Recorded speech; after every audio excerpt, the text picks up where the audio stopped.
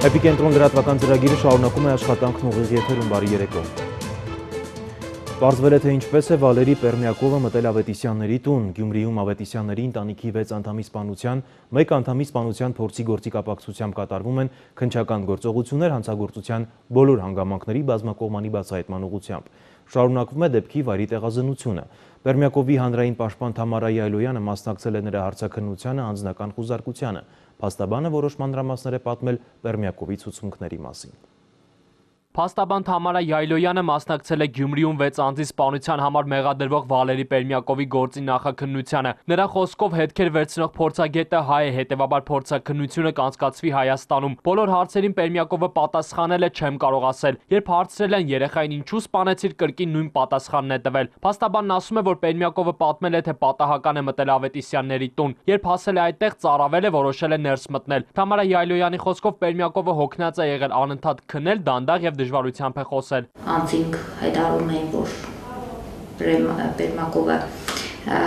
Հայաստանում չէ, փաստաբանը կարող էր մուտք գործել նրա մոտ։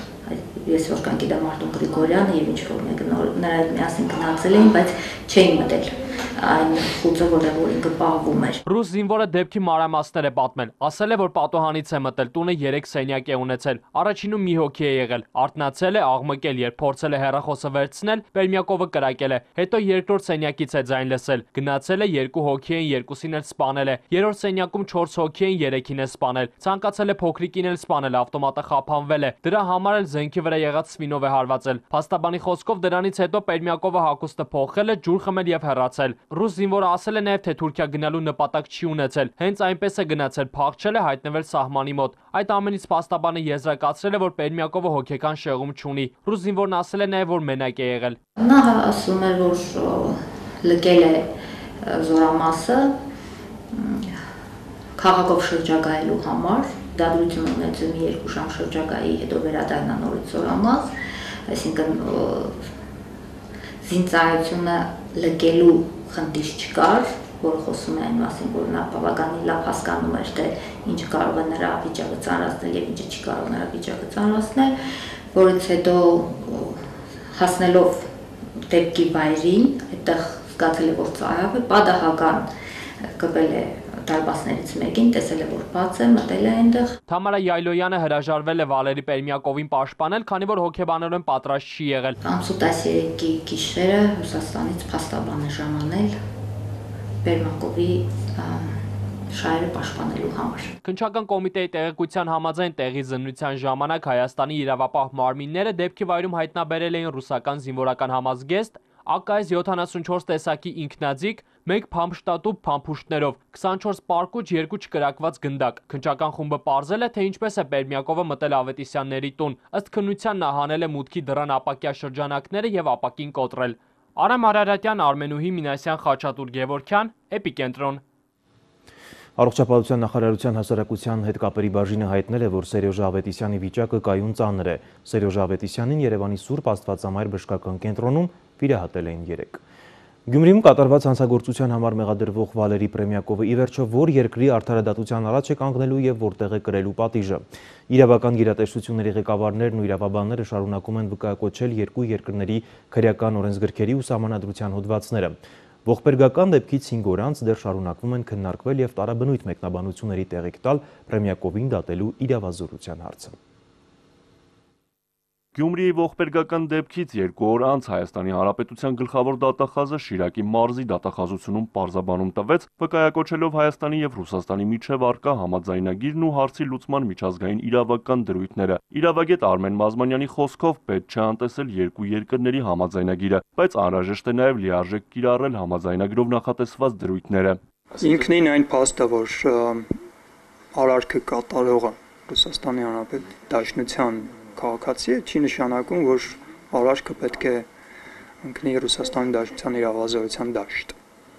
Այստեղ այլ համաձայնագրով, այլ հանգամանքներ են կարևոր է թե արարքը արդյոք կատարվել է ռազմաբազայի սահմաններում, թե ռազմաբազայից դուրս։ Իրավագետը համաձայն չէ նաև գլխավոր դատախազի հանցագործի իրավազորության վերաբերյալ կատարած պարզաբանմանը, որ պետության իրավապահ մարմինը ի սկզբանե այդ անձին վերցրեց իր իրավազորության ներքո, այս պահին գտնվում է տվյալ անձի իրավազորության ներքո։ Այն փաստը թե ով է բռնել, որևէ դեր չի խաղում այս դեպքում։ Դա միայն այնքանով է դեր խաղում, որ փաստացի նրանք են բռնել, հիմա փաստացի նրանց ենթակայության ներքո է գտնվում այդ մարդը։ Եվ քանի որ կա կոնֆլիկտ իրավազորությունների, այս պահին քննարկման առարկա է, ապա այդ փաստը կարևոր դեր է խաղում, բայց փաստացի այլ ոչ թե իրավական։ Պերմյակովին բռնել են Հայաստանի Հանրապետության եւ Թուրքիայի պետական սահմանը պաշտպանող սահմանապահները, որոնք առհասարակ եւ տվյալ դեպքում պետք է ցանկացած սահմանախախտի հանձնեն ազգային անվտանգության ծառայության աշխատակիցներին։ Գլխավոր դատախազի խոսքով Պերմյակովին առաջինը հայտնաբերել են ռուս սահմանապահները, բայց դատախազը հաշվի չի առել այն հանգամանքը, որ Հայաստանի սահմանը պաշտպանող ռուս սահմանապահը ռուս իրավապահ չէ։ Բացի այդ, սահմանապահը ենթարկվում է ոչ թե ռուսական 102-րդ ռազմաբազայի հրամանատարությանը, այլ սահմանապահ զորքերի մասին Հայաստանի Հանրապետության օրենքի համապատասխան հոդվածով սահմանապահ զորքերի ղեկավարումը իրականացնում է ազգային անվտանգության ծառայությունը։ Գլխավոր դատախազը մի շարք փաստարկներ է բերել, չեմ համաձայնվել Ռուսաստանի սահմանադրության վերաբերյալ վարկածին։ Միանշանակ Հայաստանի Հանրապետությունները պետք է պահանջեն այդ անձին փոխանցել Հայաստանի Հանրապետության իրավապահ մարմիններին եւ ընդհանրապես ամբողջ գործը պետք է քննվի Հայաստանի Հանրապետության իրավազորության ներքո։ Գլխավոր դատախազը նշեց նաև, որ չի կարող մեկնաբանել, թե ինչու է Ռուսաստանի դատախազությունը Պերմյակովին մեղադրանք առաջադրել նաև սպանության համար։ Այն դեպքում, երբ իրավասու էր մեղադրանք առաջադրել միայն զորամասը զենքով լքելու եւ պահակային ծառայության կանոնները խախտելու համար։ Իրավագետի դիտարկմամբ Ռուսաստանի այս քայլը այլ նպատակ է հետապնդում։ Քանի որ նրանք նաև գործ են հարուցել այդ սպանության մասով, վկայում է այն մասին, որ ռուսական կողմը որոշակի ամբիցիաներ ունի, որ ամբողջ գործը ընդդայցա է ռուսական կողմին։ Միգուցե դա է եղել նկատառումը, հակառակ դեպքում նորից այդ արարքը սպանության մասով արարքը գտնվում է Հայաստանի Հանրապետության իրավասության դաշտում։ Այսինքն Ռուսաստանի դատախազությունը ի սկզբանե Պերմյակովին սպանության համար մեղադրանք առաջադրելով նպատակ է ունեցել գործի ամբողջական քննությունը իր իրավազորության տիրույթում պահել։ Արթուր Հակոբյան, Հովհաննես Քյուրքչյան, Էպիկենտրոն։ Գյումրիում տեղի ունեցած սպանության ու դրա համար մեղադրվող ռուս զինծառայողի մասին շաբաթվա ընթացքում խոսեցին ռուսական գրեթե բոլոր առաջատար լրատվամիջոցները։ Հասարակական գործիչներ եւ լրագրողներ ներողություն խնդրեցին հայրից, հորդորելով նաեւ սեփական կառավարությանը վարվել նույն կերպ։ Հայաստանցիների նախաձեռնած ակցիաներին զուգահեռ Մոսկվայում մեր երկրի դեսպանատան առջև շարունակվում էին ավելանալ ծաղիկներն ու մոմերը։ Ցավոկցության հետ մոսկվացիներն օբյեկտիվ քննության հույսեր էին հայտնում։ Ավետիսյանների սպանությանը հաջորդող օրերին ռուսական լրատվամիջոցները շարունակում էին հաղորդել տեղեկություն կատարվածի վերաբերյալ։ NTV, Ռոսիա, RBK, Դոժդ, RTV, Մոսկովսկի կոմսոմոլեց, Էխո Մոսկվի սպանության հանգամանքներին անդրադարձած ռուսական լրատվամիջոցների ոչ լրիվ ցանկն է։ 6 հոգու սպանության համար մեղադրվող ռուս զինծառայող Վալերի Պերմյակովի արարքն ու Ռուսաստանի իշխանության վարքագիծը քննադատեցին ռուս ընդդիմադիրները։ Բորիս Նեմցովը Facebook-ի իր էջում գրեց. Երբ Հակամայդանի Կրեմլյան շարժումը Գյումրիում հայ ընտանիքի սպանության համար մեղադրվող Պերմյակովին խղճի գերի է հայտարարում, ինչի վրա է հույս դնում։ Հայ ժողովրդի սիրո, թե որ ռուսներին անից են նույնիսկ մինչև հիմա բարեկամ Հայաստանի քաղաքացիները։ Ոնց որ թե ռուս կրեմլյան սադրիչները հենց երկրորդի վրա էլ հույսը դնում են, իսկ Կրեմլում նրանց լուր հետևում են։ Դոժդ հեռուստաալիքի խմբագիր Իլյա Կլիշնի գրառումից հատված։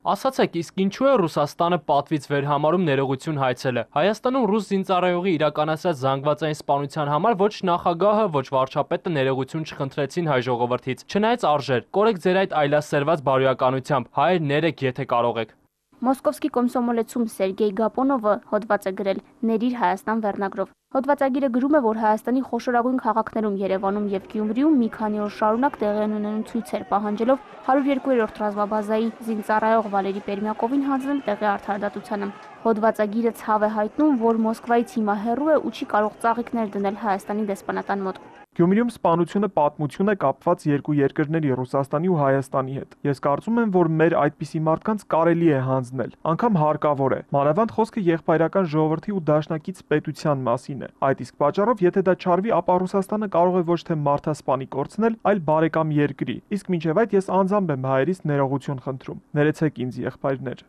Տաթև Դանիելյան, Էպիկենտրոն։ Ռուսաստանը բնակ հայ գրող Սեդա Վերմիշևան համոզված է, որ Գյումրիի ողբերգությունը բացառապես քրեական բնույթ ունի եւ ոչ ոք իրավունք չունի քաղաքական կամ ազգային երանգ հաղորդել։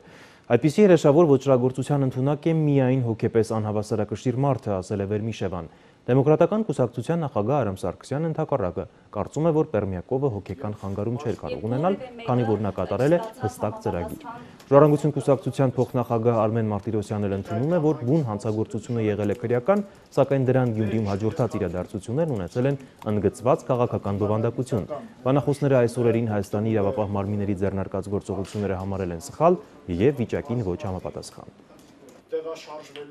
Мы, граждане России, должны обратиться к своему,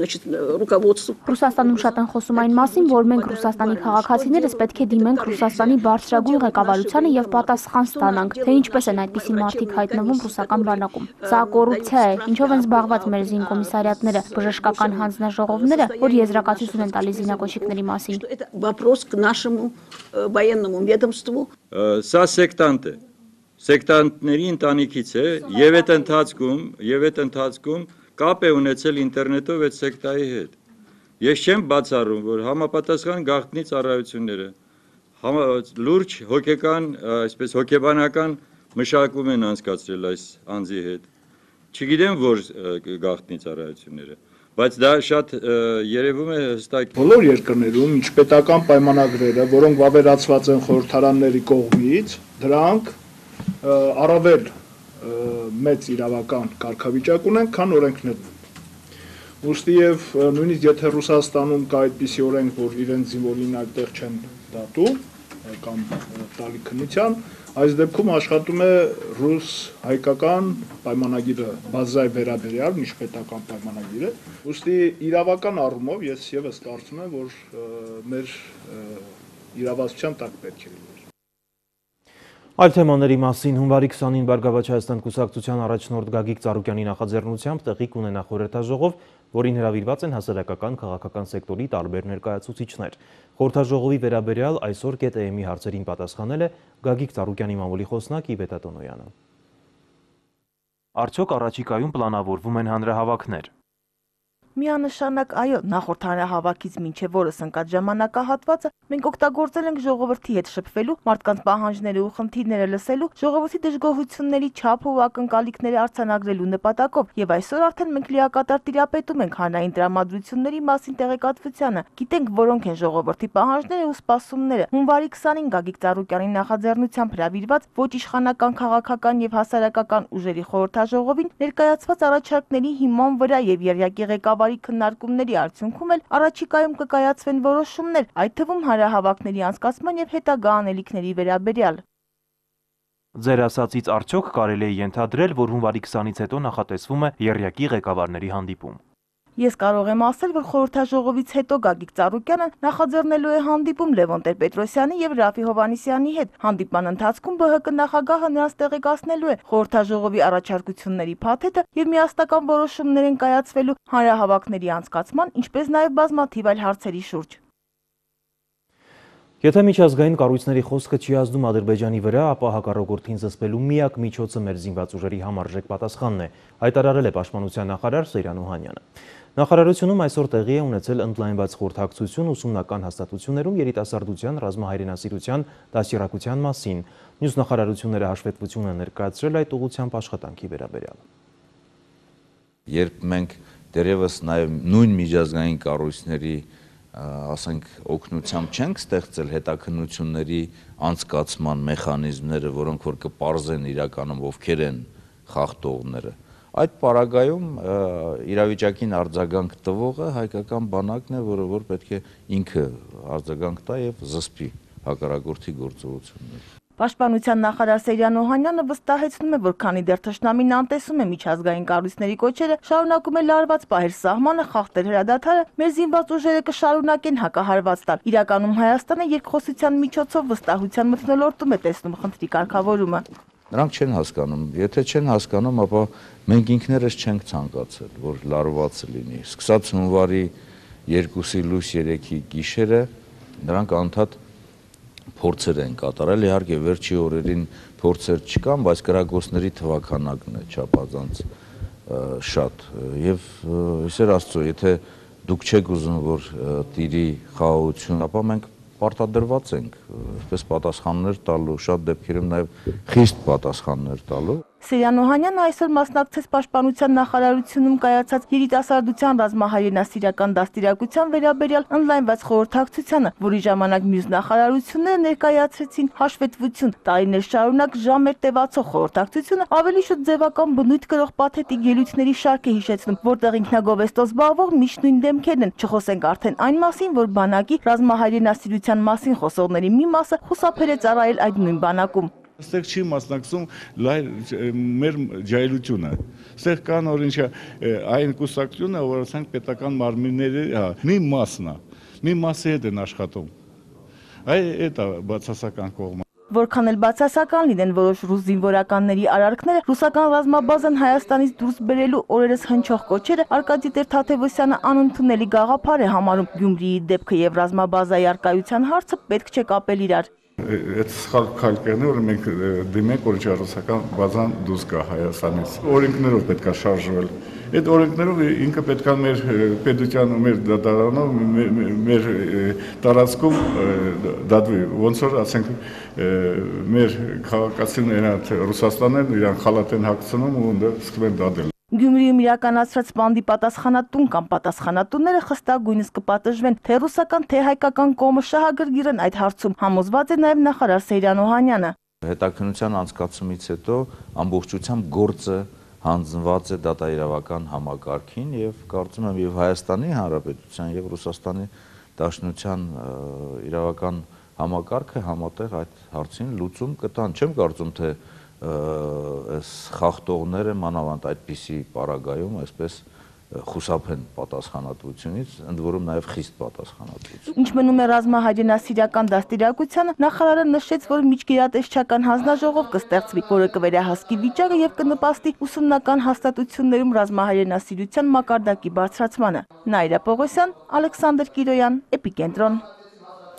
Ղարաբաղի ու Ադրբեջանի սահմանին վիճակը շարունակում է մնալ լարված։ Արցախցի մեր գործընկերները այցելել են հարավ-արևելյան սահման եւ հենց նկարահանման ժամանակ դիրքապահ զինվորներից մեկի հետ հարցազրույցի պահին հակառակորդը ինքնաձիգից կրակահերթեր է արձակել։ Ինչ խոսք, թշնամու դիվերսիայի բոլոր փորձերը ավարտվում են Պաշտպանության բանակի առաջապահ ստորաբաժանումների պատժիչ գործողություններով։ Հենց դիրքերում ադրբեջանցի հատուկ նշանակության ջոկատայինները կամ սպանվում, կամ էլ լավագույն դեպքում հասցնում են մի կերպ ճողոպրել, հանդիպելով դիրքապահ տղաների դիմադրությանը։ Պետական սահմանի պաշտպանությունը գիշերային պայմաններում, ռեպորտաժ հենց դիրքերից։ Մարտական խնդիրը չի փոխվում, հսկել պետական սահմանն ու անհրաժեշտության դեպքում ոչնչացնել նախահարձակ հակառակորդին։ Թշնամու հենակետը մի քանի 100 մետր այն կողմ է, զգոնության մասին զգուշացումն ավելորդ է։ Առաջինը պետք է քաջություն, խիզախություն, անկույն վճռականություն, նախաձեռնություն, մարտական տրամադրված կարողանա իր պարտքը կատարի։ Հենց հարցազրույցի պահին էլ հակառակորդը խախտում է հրադադարը, կրակոցն ինքնաձիգից է։ Ակտիվանում են հատկապես գիշերային ժամերին, մուտքնելուն պես դիրքապահները ավելի զգոն են հսկում, պատրաստ տհաճ անակնկալների։ Անձնակազմը ինք պատրաստակամ է բոլոր ժամերին օրվա կատարել իր մարտական խնդիրը։ Իսկ կոնկրետ գիշերային ժամերին նշում եմ բարձր զգոնությամբ, վճռականությամբ մեր մարտիկները պահում են հայրենիքի սահմանը։ Ոնց որ տունը լինի, էլի ինչքան ցեմենտ է, ինչքան հիմքը դնես պինդ։ Մենք էլ դժվար կլինի էլի քանդել այդ տունը։ Նույնն էլ ստե մենք ինչքան էլ իր ջերմ լինենք, ինչքան իրար հետ ոնց որ ընտանիք լինենք, այնքան էլ դժվար հակառակորդը մեզ կհաղթարի։ Հենց տարվա մեկնարկից հակառակորդը շփման գծում լարվածություն ստեղծելու փորձեր է անում։ Սահմանապահների պատժիչ գործողությունները չեն ուշանում։ Ուզում են ինչ-որ մի լարված իրավիճակ ստեղծել, բայց մենք միշտ զգոն ենք, միշտ մեր պետական սահմանները անառիկ է, մեր դիրքապահները զգոն են, մենք ցանկացած սադրանք է հակառակորդը փորձի մի գործողություն կատարի, մենք պատրաստ ենք հակառակորդին հետ շփրտելու։ Խաղաղությունն ամանորին Արցախյան ընտանիքներում ամենակրկնվող բարեմաղթանքն էր։ Անփորձանք ծառայություն ու բարի տունդարձ մեր անդորը պահպանող տղաներին, ում ամենօրյա ջանքերի շնորհիվ է հնարավոր դառնում մեր խաղաղ աշխատանքը։ Մարինե Մկրտչյան, Նարեկ Սահակյան, Սամվել Սայյան, Էպիկենտրոն, Արցախ։ Նախագահի հրամանագրով ուժը կորցրած է ճանաչվել Մարդու իրավունքների Եվրոպական դատարանի դատավորի պաշտոնում Հայաստանի Հանրապետության կողմից առաջադրվող թեկնածուների ընտրության մրցույթում հաղթող ճանաչվածների ցուցակը հաստատելու մասին հրամանագիրը։ Մրցույթը չեղյալ հայտարարելուց հետո կստեղծվի նոր հանձնաժողով եւ կհայտարարվի նոր մրցույթ։ Ըստ ընտրության ընթացքը դիտարկող իրավունքի Եվրոպա միավորում հասարակական կազմակերպության այս ամենի պատճառներից մեկը պետք է համարել աղմկոտ խախտումները, որի մասին կազմակերպությունը տեղեկացրել է Եվրոպայի խորհրդին։ Մարդու իրավունքների նախկին պաշտպան, ՄԱԿ-ի մարդու իրավունքների հանձնակատարի տարածաշրջանային ներկայացուցիչ Արմեն Հարությունյան, Արդարադատության ակադեմիայի դասախոս Արայիկ Ղազարյան եւ գլխավոր դատախազության միջազգային իրավական կապերի բաժնի պետ Նելիք Հարությունյան։ Ահա միետ դատավորի պաշտոնում Հայաստանի Հանրապետությունից առաջադրված թեկնածուները, որոնց անունները հունվարի 16-ին այդպես էլ չհայտնվեցին Ստրասբուրգում հարցազրույցի փուլանցնողների ցուցակում։ Սերժ Սարգսյանը չեղյալ է ճանաչել հայաստանյան մրցույթը։ 2014 թվականի հոկտեմբերին անցկացված մրցույթի արդյունքներով ամենաբարձր հանրագումարային միավորներ էին ստացել Արմեն Հարությունյանը, Արա Ղազարյանը եւ Վիգեն Քոչարյանը։ Սակայն սեռերի ներկայացվածության սկզբունքի ապահովման նպատակով մրցութային հանձնաժողովի որոշմամբ նրանցից առավել ցածր հանրագումարային միավոր ստացած Վիգեն Քոչարյանը փոխարինվել էր ամենաբարձր հանրագումարային միավոր ստացած իգական սեռի մասնակցով Նելիք Հարությունյանով։ Եվրոպայի խորհրդի սահմանած ընթացակարգի համաձայն Հայաստանի Հանրապետության արտաքին գործերի նախարարությունը ստացել է Եվրոպայի խորհրդի նախարարների կոմիտեի Մարդու իրավունքների Եվրոպական դատարանի դատավորի ընտրության համար թեկնածուների վերաբերյալ փորձագետների խորհրդատվական խմբի կարծիքը, որից հետևում է, որ ցուցակում ընդգրկված տարբեր սեռերի թեկնածուները պետք է հավասարապես եւ ամբողջովին համապատասխանեն Մարդու իրավունքների Եվրոպական կոնվենցիայի 21-րդ հոդվածի առաջին մասի բոլոր պահանջներին, այդ թվում ճանաչված իրազեկ իրավագետ լինելու չափանիշին։ Կարգով հստակեցված է սեռերի ներկայացվածությունը ինչպես պետք է ապահովվի։ Հարցը դրա մեջ չէ։ Հարցն այն է, որ խորհրդատվական խումբը ասում է, որ այս թեկնածուները չեն համապատասխանում կոնվենցիայի 21-րդ հոդվածի առաջին մասի չափորոշիչներին։ Իրավունքի Եվրոպա միավորում հասարակական կազմակերպությունը մեկն է եղել այն կառույցներից, որ հետևել է Սահմանադրական դատարանի նախագահ Գագիկ Հարությունյանի ղեկավարած մրցութային հանձնաժողովի գործունեությանը։ Կազմակերպությունը սկանդալային է որակել մրցույթի ընթացքը։ Նախ հրապարակային հայտարարություններ այդ մասին ու ասուլիսներ, ապա մանրակրկիտ զեկույց ուղարկված Եվրոպայի խորհուրդ։ Կարծում եմ, թող անհամեստ չհնչի, բայց մեր դիտորդական առաքելության արդյունքում կազմված զեկույցը անկյունաքարային նշանակություն է ունեցել եզրակացության համար։ Դեռևս դեկտեմբերի 20-ին թեկնածուները արտգործ նախարարությունից գրություն էին ստացել հունվարի 16-ին Ստրասբուրգում հարցազրույցի մասնակցելու մասին։ Արտաքին քաղաքական գերատեսչությունից հորդորել էին, որպեսզի մինչև դեկտեմբերի 25-ը ամեն ինչ հասցրած լինեին։ Իսկ ահա հունվարի 6-ին արդեն թեկնածուները ստանում են նոր գրություն արտգործ նախարարությունից, որ հարցազրույցը հետաձգվում է անորոշ ժամկետով։ Ի պատասխան մեր հարցի, թե ինչու են այդ մասին միայն հունվարի 6-ին իմացել թեկնածուները եւ որն է մերժման պատճառը, արտգործ նախարարության մամուլի խոսնակը մատնանշեց իր պատասխանը իրավաբանն այդ կայքին։ Արտաքին գործերի նախարարությունը ստացել է Եվրոպայի խորհրդի նախարարների կոմիտեի խորհրդատվական խմբի 2014 թվականի դեկտեմբերի 22-ի կարծիքը, ըստ որի Մարդու իրավունքների Եվրոպական դատարանում դատավորի թափուր տեղի համար Հայաստանի Հանրապետության ներկայացրած թեկնածուներից մեկը ոչ ամբողջովին է համապատասխանում ճանաչված իրազեկ իրավագետ լինելու չափանիշին։ Նկատի ունենալով վերոհիշյալը որոշվել է Հայաստանի Հանրապետության ներպետական մրցույթում հաղթող ճանաչվածների ցուցակը Եվրոպայի խորհրդի խորհրդարանական վեհաժողով չուղարկել, ուստի այն ԵԽԽՎ չէր կարող մերժել։ Իսկ մեր հարցմանն ի պատասխան Եվրոպայի խորհրդից մեզ ասել են, որ Հայաստանի Հանրապետությունը պաշտոնապես այդ ցուցակը չի ներկայացրել։ Տիգրան Եգորյանի դիտարկմամբ Հայաստանից ներկայացված դատավորի 3 թեկնածուները որակազրկվել են, ինչը նշանակում է, որ նրանք եվրոպական որևէ մարմնում աշխատելու հավակնություն չեն կարող ունենալ։ Իսկ Մարդու իրավունքների Եվրոպական դատարանում երկար ժամանակ Հայաստանի ներկայացուցիչ չունենալը համարում է հարված մեր երկրի հեղինակությանը։ Հիշեցնենք, որ Մարդու իրավունքների Եվրոպական դատարանում Հայաստանի դատավորի աթոռ թափուրը 2014 թվականին Ալվինա Գյուլումյանի Սահմանադրական դատարանի անդամ նշանակվելուց հետո։ Քրիստինե Սուքիասյան, Վարդան Մկրտումյան, Էպիկենտրոն։ Գիշերը ժամը 2:30 Էրեբունու շուկայի մոտակայքում ջրագծի վթարի հետևանքով տեղի է ունեցել փլուզում, որի հետևանքով փողոցի երկայնքով կառուցված խանութներից 5-ը քանդվել սահել են փոսը։ Փլուզման պատճառը պայթած ջրատարն է, որի արտահոսքի պատճառով հողը փակել է եւ չի դիմացել փողոցի երկայնքով կառուցված խանութների ծանրությանը։ Խանութների տերերը սակայն բողոք չունեն։ Փլուզման վտանգի մասին նախապես իմացել են։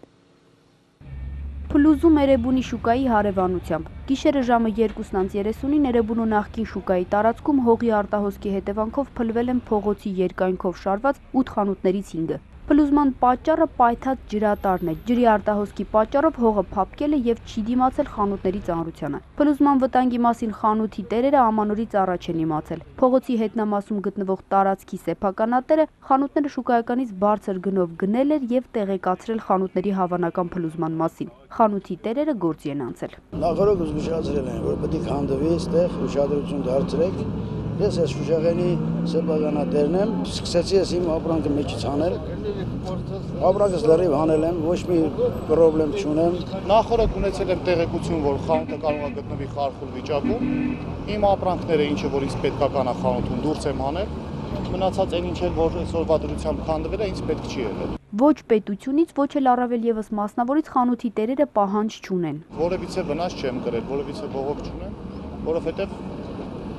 բոլոր իմ պայմանավորվածությունները մասնավորի հետ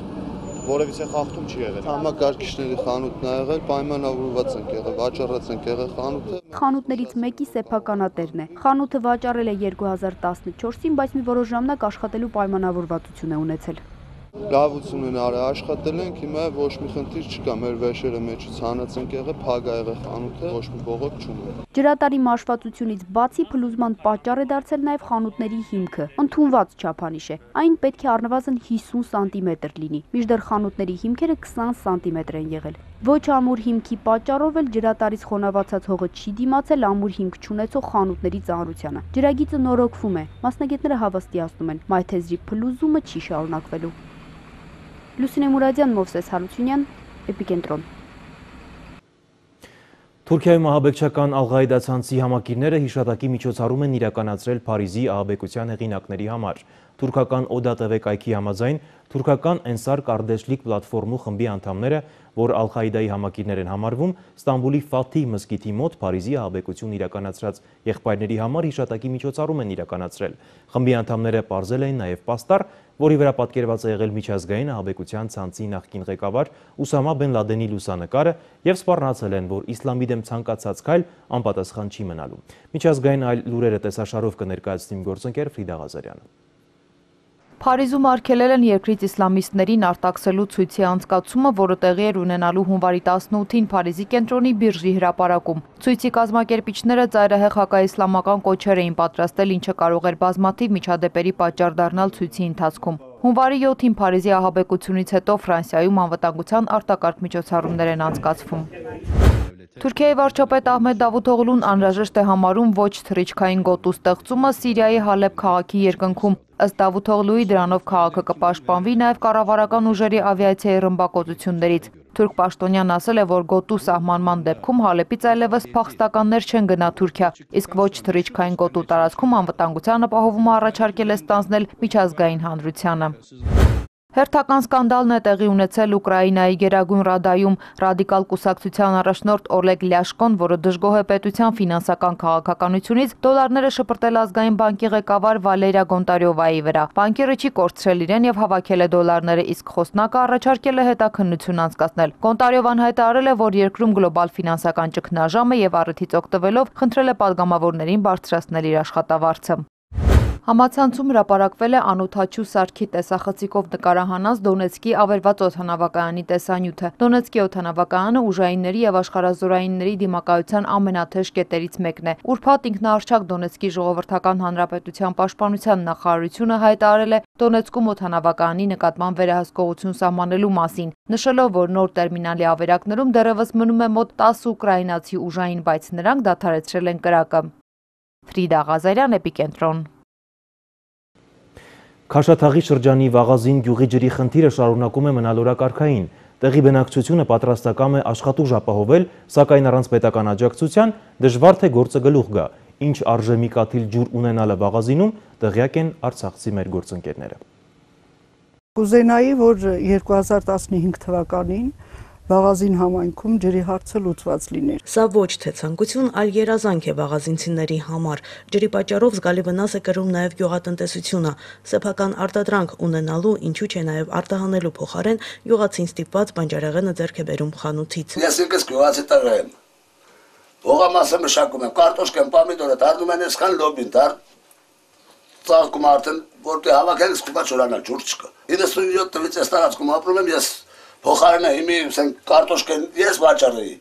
300 դրամով ես եմ այսօր կարտոշկա առնում։ Անասունը ունենք, բայց գյուղմթերքները են, բանջարեղենը, կարտոֆիլը, ամբողջ համայնքը, գյուղը ոչինչ չունի։ Ոչ միայն ոռոգման, այլև խմելու ջրի հարցն է օրակարգում։ Կրկնակի դժվար է բազմազավակ ընտանիքների համար։ 12 զավակների հայր Մարատ Մազուլյանի տան ծորակից հոսող ջրի ամենաառատ պահն է։ Արվի ջուրը ստիպված օգտագործում են նաև խմելու համար։ Խողովակը գցել եմ արվի մեջ, խողովակի այդ արվի ջրից գալիս է ու այս ջուրը մենք օգտագործում ենք։ Ձմռանը ջրի հարցը փոքր-ինչ բարելավում է, իսկ երբ բարձրանում է ջերմաստիճանը, մազուլյանները օրվա մեծ մասն անցկացնում են ջուր հայթայթելու վրա։ Այս դեպքում բանջարաբոստանային կուլտուրաների ոռոգման մասին խոսելն արդեն ավելորդ է։ Դեն դպրոցական երեխեքը որտե դասի գնային, այդ դասի գնալու փոխարեն սկսում են ջուր կրելով զբաղվել։ Մենք իրոք ջուր են կրում, անբարում ենք սիստերով, բակերով, որ կանան յոլայթանի։ Շաբաթվա 3 օրը 10 չեն գնում։ Հարցի լուծումը համայնքի բնակիչները տեսնում են պետական աջակցությամբ։ Բնակավայրը ջրի պաշարներ ունի, բնակիչներն էլ պատրաստական են աշխատուժի առումով։ Ջրի պաշարներ ունենք, մի 2-3 կիլոմետր վերև առուների ջուրը կա, եթե կարողանան խողովակով օգնեն ջրամբարը կառուցելու համար, շինարարը պետք իմացող, որպեսզի կազմակերպին, ինձ թվում է այդքան շատ գումարների հետ կապված չի լինի։ Խնդրում եմ ես ղեկավարության, գոնե 2015 թվականին իմ ջրի հարցը լուծեն, որ ես կարողանամ մեր երեխեքին սննդամթերք ստեղծել։ Մարինա Մկրտչյան, Բենիկ Արախանյան, Էպիկենտրոն, Արցախ։ Այսքանով ես ձեզ հրաժեշտ եմ տալիս մաղթելով հաճելի հանգստյան օրեր ցտեսություն։